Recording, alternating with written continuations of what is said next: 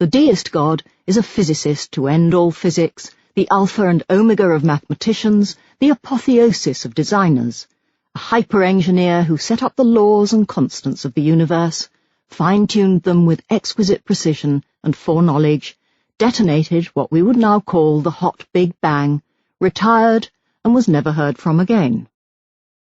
In times of stronger faith, deists have been reviled as indistinguishable from atheists. Susan Jacoby in Free Thinkers, A History of American Secularism, lists a choice selection of the epithets hurled at poor Tom Paine. Judas, reptile, hog, mad dog, souse, louse, archbeast, brute, liar, and of course, infidel.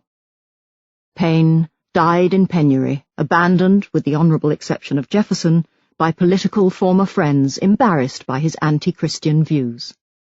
Nowadays the ground has shifted so far that deists are more likely to be contrasted with atheists and lumped with theists. They do, after all, believe in a supreme intelligence who created the universe. Secularism, the Founding Fathers, and the Religion of America. It is conventional to assume that the Founding Fathers of the American Republic were deists.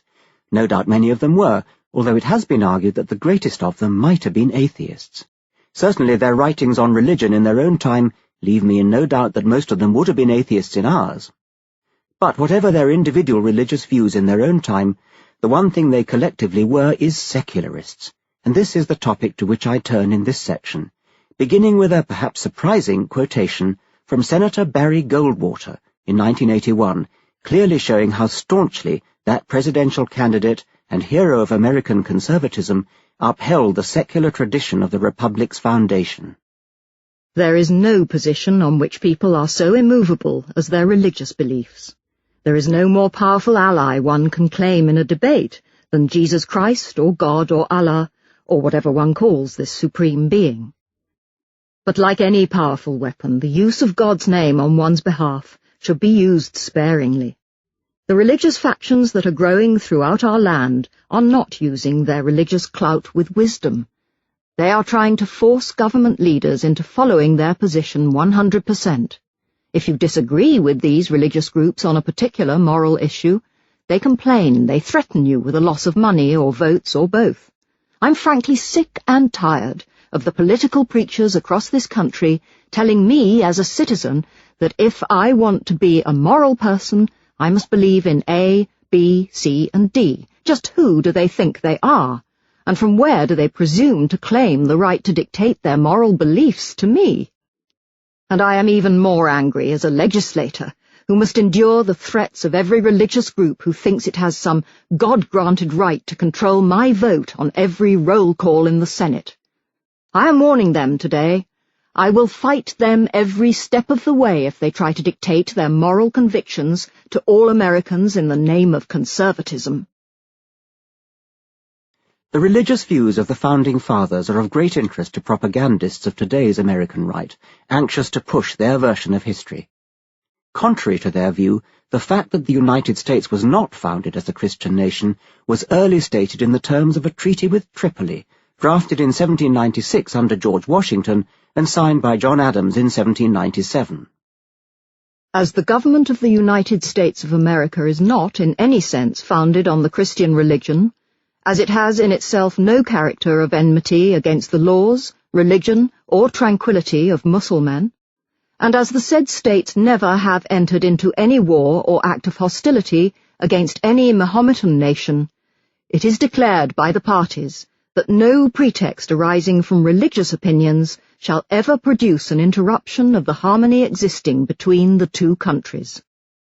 The opening words of this quotation would cause uproar in today's Washington ascendancy, yet Ed Buckner has convincingly demonstrated that they caused no dissent at the time among either politicians or public. The paradox has often been noted that the United States, founded in secularism, is now the most religious country in Christendom, while England, with an established church headed by its constitutional monarch, is among the least. I am continually asked why this is, and I do not know. I suppose it is possible that England has wearied of religion after an appalling history of interfaith violence, with Protestants and Catholics alternately gaining the upper hand and systematically murdering the other lot. Another suggestion stems from the observation that America is a nation of immigrants. A colleague points out to me that immigrants, uprooted from the stability and comfort of an extended family in Europe, could well have embraced a church as a kind of kin substitute on alien soil. It is an interesting idea worth researching further. There is no doubt that many Americans see their own local church as an important unit of identity, which does indeed have some of the attributes of an extended family. Yet another hypothesis is that the religiosity of America stems paradoxically from the secularism of its constitution. Precisely because America is legally secular, religion has become free enterprise. Rival churches compete for congregations, not least for the fat tithes that they bring, and the competition is waged with all the aggressive hard-sell techniques of the marketplace.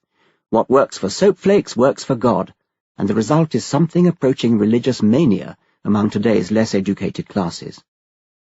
In England, by contrast, religion under the aegis of the established church has become little more than a pleasant social pastime, scarcely recognizable as religious at all.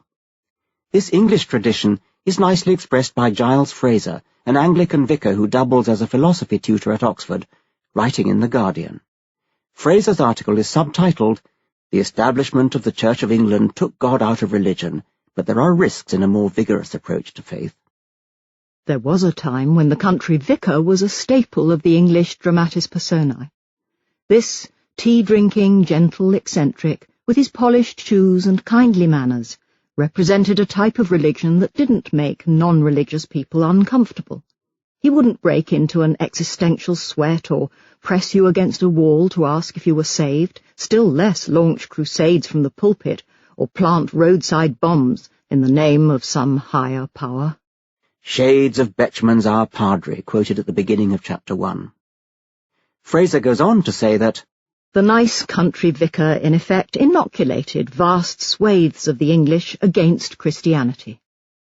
He ends his article by lamenting a more recent trend in the Church of England to take religion seriously again, and his last sentence is a warning. The worry is that we may release the genie of English religious fanaticism from the establishment box in which it has been dormant for centuries. The genie of religious fanaticism is rampant in present-day America, and the Founding Fathers would have been horrified. Whether or not it is right to embrace the paradox and blame the secular constitution that they devised, the founders most certainly were secularists who believed in keeping religion out of politics, and that is enough to place them firmly on the side of those who object, for example, to ostentatious displays of the 10 Commandments in government-owned public places. But it is tantalizing to speculate that at least some of the founders might have gone beyond deism. Might they have been agnostics or even out-and-out atheists? The following statement of Jefferson is indistinguishable from what we would now call agnosticism. To talk of immaterial existences is to talk of nothings. To say that the human soul, angels, God, are immaterial is to say they are nothings, or that there is no God, no angels, no soul. I cannot reason otherwise without plunging into the fathomless abyss of dreams and phantasms. I am satisfied and sufficiently occupied with the things which are, without tormenting or troubling myself about those which may indeed be, but of which I have no evidence. Christopher Hitchens, in his biography, Thomas Jefferson, Author of America, thinks it likely that Jefferson was an atheist, even in his own time when it was much harder. As to whether he was an atheist, we must reserve judgment if only because of the prudence he was compelled to observe during his political life. But as he had written to his nephew, Peter Carr, as early as 1787, one must not be frightened from this inquiry by any fear of its consequences.